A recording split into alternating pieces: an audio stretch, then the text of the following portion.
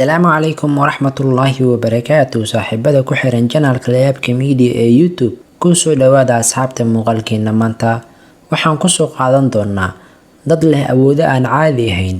Ka hor inta aanan bilaabin muuqaalkan, fadlan subscribe noo saar channelkeena. Aad ayaad u mahadsan tahay.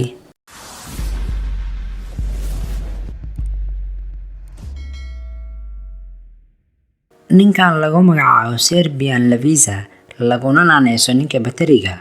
Serbian ayaa sameeya ficilo aysan samayn karin dadka caadiga ah, wuxuuna gacmihiisa ku qaban karaa korontooyin halis ah. Serbian ayaa sameeya waxyaabo badan, waxaana ka mid ah in uu afkiisa ku daari karo nalka marka uu korontada gacantiisa ku qabto. Xitaa madaxiisa ayaa wax lagu shidan karaa, sidaan muuqaalka ka arki karno. Jyotiraj wuxuu ka soo jeedaa waddanka India. Badanaa waxaa filmaanta ku aragnaa Spider-Man oo sameeya ficilo caqligal aanan ahayn. Haddaba Jyotiraj kama duwana Spider-Man, waayo ninkan ayaa koro meelo aad u dhaadheer aysan samayn karin dadka badankooda. Jyoti ayaa loogu yaqaanaa waddanka India Jyoti Spider-Man. Jyoti ayaa ka bartay sida loo fuulo meelaha dhaadheer daanyarada. Ninkan kama baqo meelaha dhaadheer uu fuulo mar walba, mana xirto wax ka celin kara haddii uu ka soo dhaco xagga sare. Jyoti ayaa u baahan kaliya kaba jooga lacag dhan $200, kabaha oo lagu fuulo meelaha dhaadheer.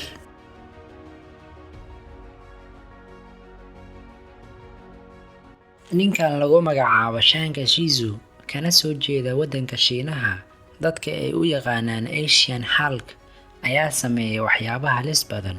Shanka Shizu ayaa qaba cudur loo yaqaan CIB, kana dhiga qofka inuusan dareemin wax xanuun ah oo ku dhaca jirkiisa.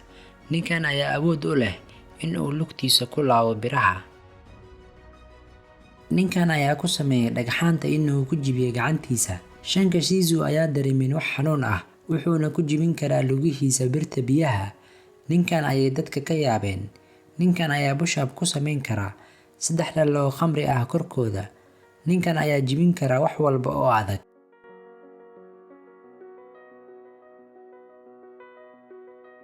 Master Anguiho, oo ka soo jeeda waddanka Malaysia, ayaa samayn kara arrin cajiib ah. Ninkan ayaa fartiisa ku duleelin kara, ma ahan qalin, sidoo kale bir, balse ninkan ayaa fartiisa ku duleelin kara qumbo. Anguiho ayaa wuxuu noloshiisa oo dhan ku qaatay Kung Fu Master. Ninkan ayay ku qaadanaysaa hal mar inuu fartiisa ku duleeliyo qumbaha. Ninkan ayaa ka qayb gala tartanada badanaa.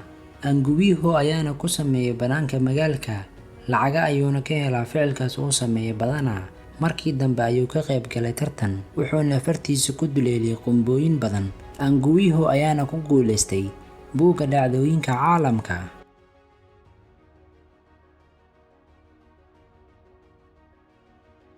Ninkan lagu magacaabo Leandro Granato ayaa samayn kara wax aad u cajiib ah, aysan samayn karin dadka oo idil.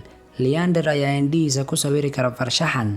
Leander ayaa sankiisa ku shuba qadar rinjiga, kadibna ka soo saaray indhihiisa. Leander ayaa marka uu aad u yaraa kula ciyaari jiray asxaabtiisa iskuulka in uu indhihiisa ku sawiro farshaxan. Leander ayaa soo bandhigo barnaamijyada farshaxanka uu sameeyo badanaa.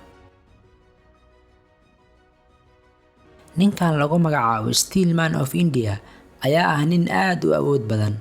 Amandeep Singh ayaa ka qayb gala tartanada badanaa, wuxuuna awood u leeyahay in uu celiyo mooto socota. Amandeep ayaa ka duwan dadka kale, wuxuuna kor u qaadi karaa mooto, wuxuuna jiidi karaa gaari ay dusha ka saaran yihiin dad tiro badan.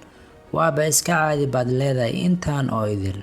Amandeep ayaa kor ugu qaadi kara ilkihiisa qof caadi ah. Ninkan ayay dadka korkiisa ku garaacaan biraha iyo buruskaba korkiisa. Intaas oo idil, Amandeep ayaa wax caadi ah u arka in gaari la dulmarsiiyo korkiisa. Amandeep ma dareemo wax xanuun ah mar walba. Intaasi ayaan kusoo gabagabeynaynaa muuqaalkeena maanta.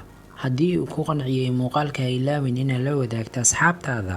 Haddii ay tahay markaagii kugu horeysay, nagu soo biir. Wassalaamu calaykum waraxmatullaahi wabarakaatuh.